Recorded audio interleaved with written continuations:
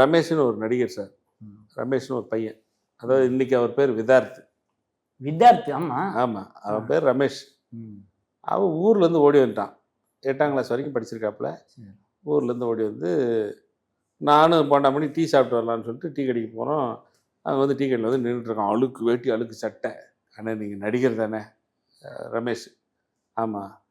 நீ யாருப்பா? இது மாதிரி ஊர்லேருந்து ஓடி வந்துட்டேன் சார். நடிக்கணுன்ற ஆசையில் வந்துட்டேன். ஏதோ இன்னும் இங்கே எங்கே தங்குறது எங்கன்னு ஒரு இடம் கிடைக்கல. என்னடா உனக்கு தெரியும் அப்படின்னு சொல்லி போண்டாமணி கேட்டார். நான் டிரைவிங் எல்லாம் நல்லா பண்ணுவேங்க, வண்டி ஓட்டுவேன். அப்படின்னா மன்சூர்கிட்ட வண்டி ஓட்டிட்டு இருந்த டிரைவர் ஓடிவிட்டான். ஓடி போய் ஒரு வாரம் ஆச்சு, டிரைவரே இல்லை. மன்சூரே ஓட்டிகிட்டு போயிட்டுருக்காரு. ரொம்ப கஷ்டமாக போச்சு. ஏதாச்சும் ஒரு டிரைவரை பிடி பெஞ்சமின், போண்டாமணி யாராச்சும் ஒரு நல்ல டிரைவர் இருந்தால் சொல்லு அப்படின்னு எங்கள்கிட்ட சொல்லி வச்சுருந்தாரு.